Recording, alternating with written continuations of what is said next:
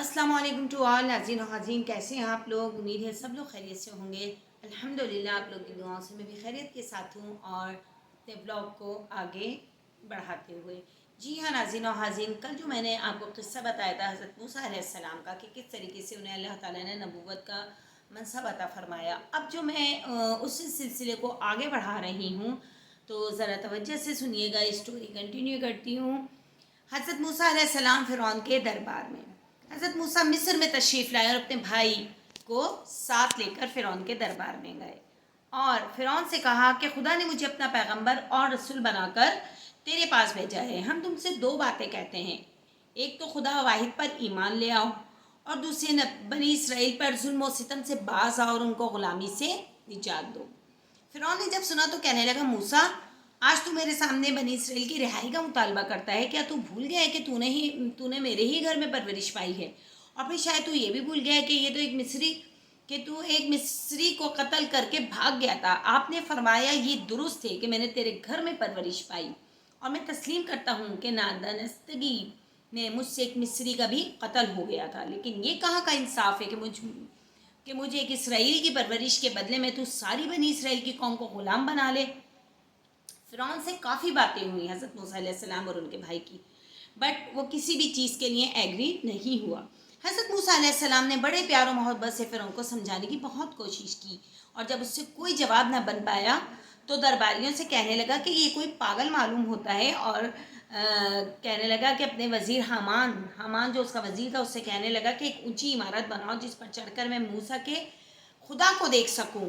और मैं तो उसको झूठा समझता हूँ और फिर धमकी देने लगा कि ए मूसा, अगर तूने मेरे सिवा किसी और को इबादत के लायक समझा और मैं तुझको कैद खाने में डाल दूंगा। हज़रत मूसा अलैहिस्सलाम ने कहा, मैं अपनी सदाकत में तेरे पास ज़ाहिर निशान लाया हूँ। फ़िरौन ने कहा, अगर तेरे पास कोई निशान है तो हमें भी दिखा। हज़रत मूसा ने अपनी लाठी ज़मीन पर फेंकी और तो एक खौफनाक अजदहा बन गया।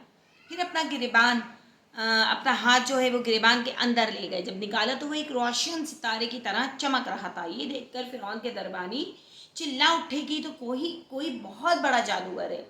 उन्होंने इस चीज़ को एक्सेप्ट तो नहीं किया कि ये अल्लाह ताला की तरफ से उनको मौज़ा अता किया गया है, लेकिन उन्होंने इस चीज़ को जादूगरी का रंग दे दिया। चुनांचे ये फैसला हुआ कि अब तो मूसा और हारून को जाने दिया जाए। कुछ दिन बाद अपनी सल्तनत के तमाम बड़े बड़े जादूगरों को इकट्ठा करके हज़रत मूसा से मुकाबला कराया जाए। ये फ़िरौन ने एक शर्त रख ली। फ़िरौन ने हज़रत मूसा को मुखातिब करते हुए कहा, मूसा मैं जानता हूँ कि तू मुझको मिस्र से बेदखल कर देना चाहता है। अब तेरा इलाज यही कि तेरे और हमारे दरमियान मुकाबला होगा।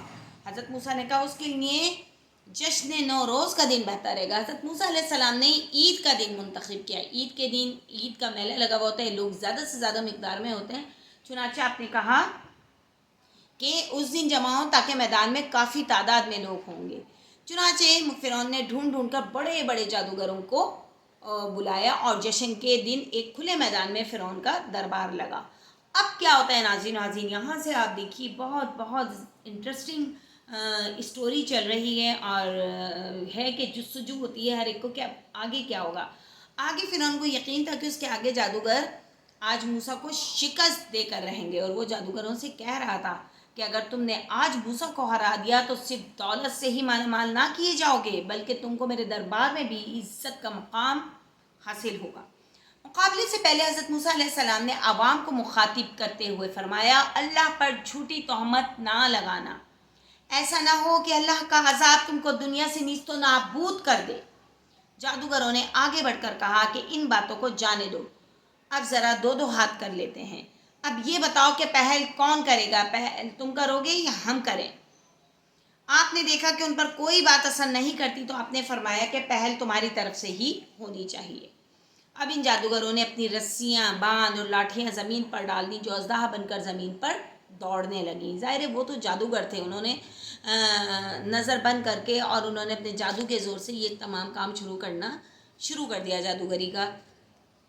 ये देखकर हज़रत मूसा पहले तो कुछ घबरा गए, जी हाँ, मगर उसी वक्त अल्लाह ताला का हुक्म उन्हें मिला कि मूसा खौफ ना खाना, हमारा वादा है कि तुम गालिब रहोगे, तुम्हें फतह होगी, शिकस्त नहीं होगी, लेकिन घबराना नहीं, अपनी लाठी को ज़मीन पर मार दो। جی ہاں، یہ اللہ تعالیٰ کی طرف سے ہی انہیں معجزہ عطا کیا گیا تھا، چنانچہ انہوں نے اللہ تعالیٰ کا حکم مانا اور اپنا عصا جو ان کے ہاتھ میں تھا وہ فوراً زمین پر پھینک دیا، اور وہ ایک خوفناک اژدہا بن گیا۔ اژدہا تو ان کے بھی تھے، ان جادوگروں کے بھی تھے، فرعون کے جو جادوگر تھے، لیکن ان تمام جادوگروں کے جو اژدہے تھے وہ زمین پر رینگ رہے تھے۔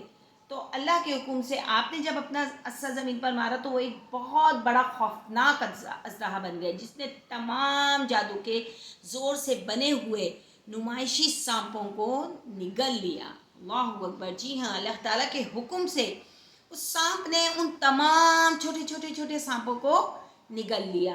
جادوگر یہ دیکھ کر سخت حیران ہوئے اور پکار اٹھے کہ موسیٰ کا یہ عمل جادو نہیں بلکہ اللہ تعالیٰ کا معجزہ ہے، کیونکہ وہ خود تو جادوگر تھے۔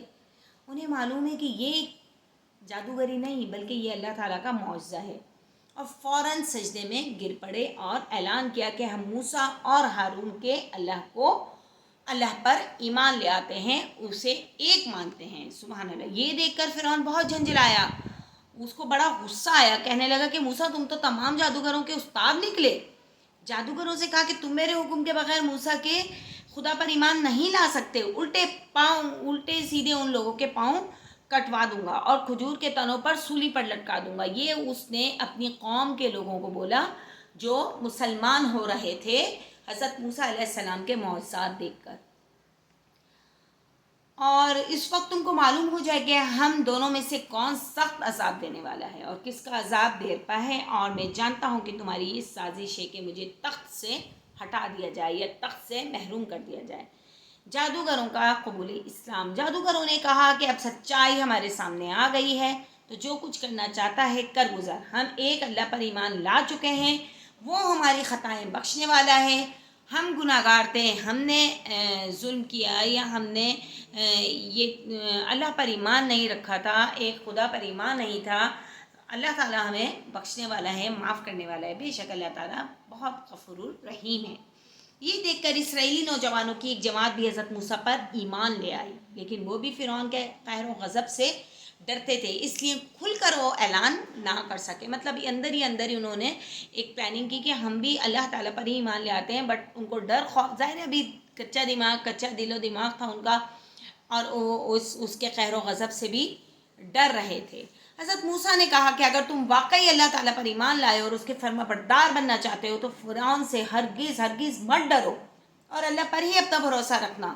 اس کے جواب میں انہوں نے کہا کہ ہم اللہ ہی پر اپنا بھروسہ کرتے ہیں، اور اے ہمارے پروردگار، ہمیں ظالم قوم کی آزمائش میں نہ ڈال اور ہم کو اپنی رحمت کے ساتھ منکروں سے نجات دے۔ فرعون کی قوم نے فرعون سے کہا تو کب تک دیکھے گا کہ موسیٰ اور اس کی قوم کے لوگ ملک میں فساد پھیلاتے پھریں اور تیری دیوتاؤں کو ٹھکرائیں؟ فرعون نے کہا تم فکر نہ کرو، میں نے فیصلہ کیا کہ ان کے لڑکوں کو قتل کر دوں گا اور لڑکیوں کو لونڈیاں بنا کر رکھوں گا، وہ تو میرے بس میں ہے اور ہم ہر طرح سے ان پر غالب ہیں۔ جب حضرت موسیٰ کو فرعون اور اس کے درباریوں کے منصوبوں کا علم ہوا تو آپ نے بنی اسرائیل کو جمع کر کے اللہ پر بھروسہ کرنے کی تلقین کی۔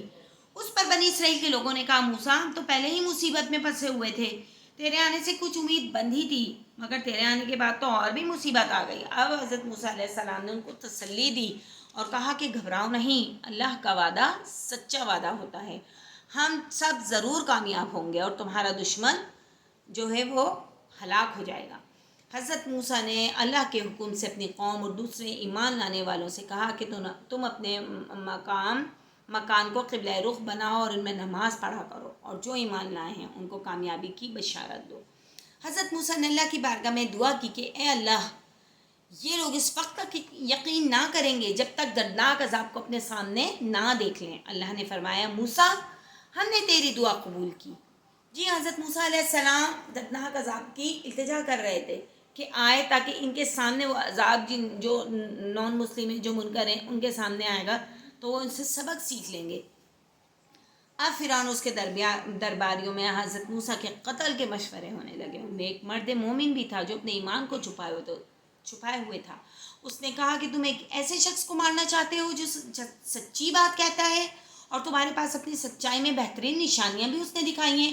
اگر وہ جھوٹا ہے تو تم کو اس سے کچھ نقصان نہیں پہنچے گا، اور اگر وہ سچا ہے تو پھر اس کے وعدوں سے ڈرو جو وہ اللہ کی جانب سے سناتا ہے۔